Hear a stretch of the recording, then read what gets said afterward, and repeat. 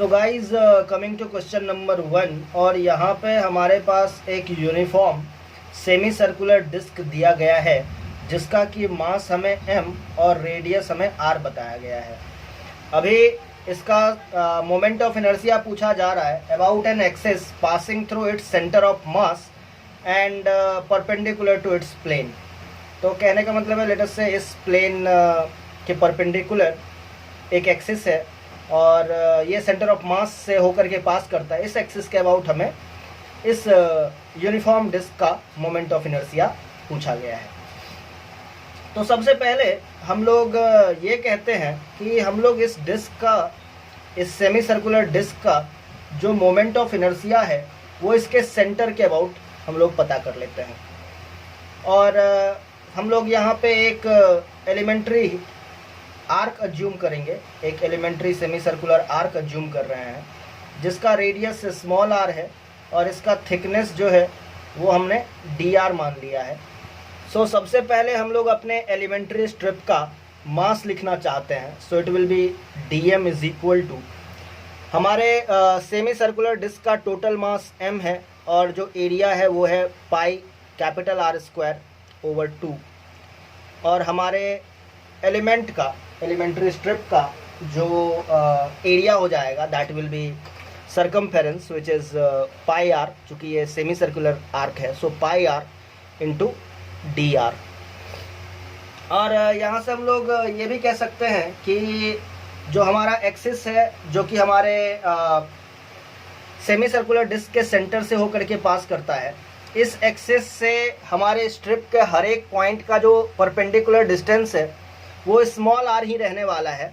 तो इस तरीके से मैं यहाँ पे डी आई यानी कि moment of inertia of my strip लिख सकता हूँ and that will be equal to D M into perpendicular distance R square. और अगर मैं पूरे सेमी सर्कुलर डिस्क का moment of inertia about an axis passing through the C लिखना चाहूँ तो इसको मैं लिख रहा हूँ I that will be equal to integral of D आई।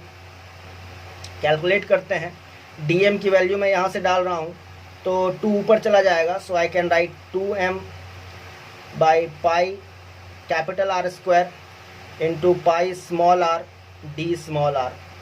और हमारा जो लिमिट रहेगा वो 0 से कैपिटल आर तक रहने वाला है। यहाँ पे हम लोग पाई से पाई को कैंसिल कर सकते हैं और आर स्क्वायर भी यहाँ पे हमारे साथ आएगा।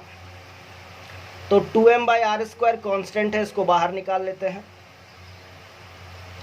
और हमारे पास R square into R that is R cube D R आ गया with in limit 0 to capital are.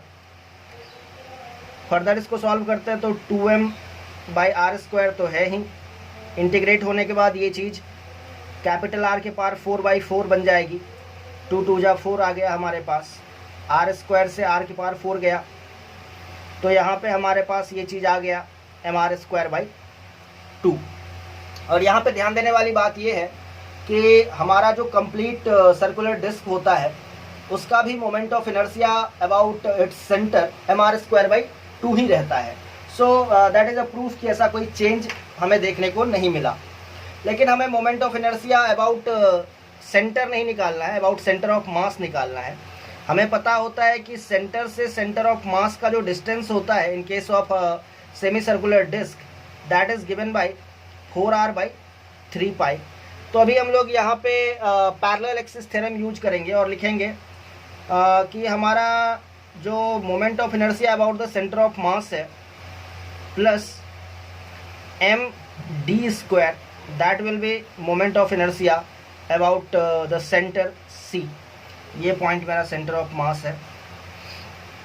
तो हमें moment of inertia about centre of mass पता करना है।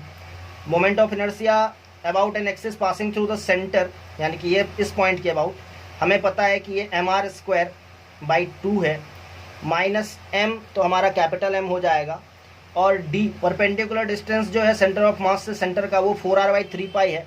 So I use that, I write 4r by 3 pi whole square and that is my answer. I can now finally write that ICM is equal to mr square by 2 minus mr square into 16 over 9 pi square। And that is my answer. Guys, coming to question number 2, और इस question में हमारे पास दो identical solid sphere दिए हुए हैं जिनका कि मास m और रेडियस स्मॉल r बताया गया है, और दोनों एक दूसरे को एक पॉइंट पे कांटेक्ट करते हैं, और उस पॉइंट ऑफ कांटेक्ट पे जो कॉमन टेंजेंट है, उस कॉमन टेंजेंट वाले एक्सिस के अबाउट मुझे इस सिस्टम का मोमेंट ऑफ इनर्शिया कैलकुलेट करना है। तो हम लोग जानते हैं कि सॉलिड स्फीयर का जो moment of inertia about its centre होता है वो हो जाता है 2/5 mr²। हम लोग इसी को यूज करने वाले हैं। हम लोग पैरेलल एक्सिस थ्योरम लगा करके ईच सॉलिड स्फीयर का moment of inertia about an axis passing through it's common tangent पता कर सकते हैं, और इसके लिए मुझे इसको r डिस्टेंस शिफ्ट करना पड़ेगा। तो फाइनली जो हम लोग है इसका मोमेंट ऑफ इनर्शिया बता सकते हैं कि हमारा जो सिस्टम है उसका moment of inertia that will be equal to 2/5 mr², और इसको मैं r डिस्टेंस से शिफ्ट कर रहा हूँ parallelly, so I am adding mr²। ये हमारे एक स्फीयर का मोमेंट ऑफ इनर्शिया हो गया। ऐसा मेरे पास दो स्फीयर है, that's why I am multiplying it with 2। इसको मैं सॉल्व कर रहा हूँ, तो 2/5 mr² plus mr² is 7/5 mr², और इंटू 2 कर देते हैं, तो यहाँ से हमारे पास आंसर आ रहा है 14/5 mr², and that is the answer for question number 2। So guys, coming to question number 3, और यहाँ पे हमारे पास एक यूनिफॉर्म सर्कुलर रिंग दिया हुआ है जिसका रेडियस r है, और लेट अस से हम लोग इसका मास m कह रहे हैं। तो हमसे ये पूछा जा रहा है कि there is an axis passing through its circumference and perpendicular to the plane of the ring. अगर एक ऐसे एक्सिस की बात की जाए जिसको कि मैंने यहाँ पे डॉट से दिखाया है, इस एक्सिस के अबाउट इस रिंग का रेडियस ऑफ गायरेशन कितना हो जाएगा। तो रिंग का जो moment of inertia about its centre होता है वो हो जाता है हमारे पास mr², जैसा कि हम जानते हैं। अभी हम लोग पैरेलल एक्सिस थ्योरम लगाएंगे और इसको r डिस्टेंस शिफ्ट करेंगे, तो हमें इसका मोमेंट ऑफ इनर्शिया पता चल जाएगा mr² प्लस m, और इसको पैरेलली हम लोग r डिस्टेंस से शिफ्ट कर रहे हैं, सो mr², so it is 2mr²। और हमें पता है कि रेडियस ऑफ गायरेशन जो होता है k होता है, where i is equal to mk²। हमें i का वैल्यू पता है 2mr², and that is equal to mk²। यहाँ पे दिया है, m से m कैंसिल हो गया, तो यहाँ से हम लोग k की वैल्यू बता सकते हैं, that is going to be √2r, और ये आंसर हो गया हमारे क्वेश्चन नंबर 3 का।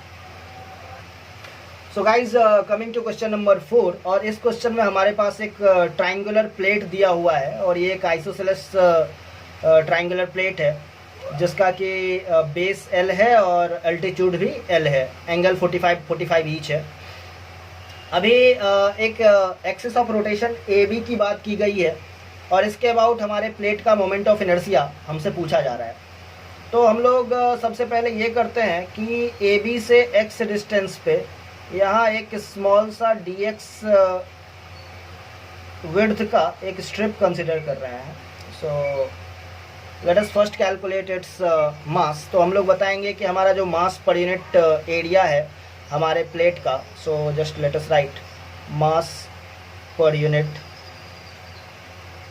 Area, so that is going to be m divided by the area of the plate, and that is going to be half into L into L, so it is 2m by L²।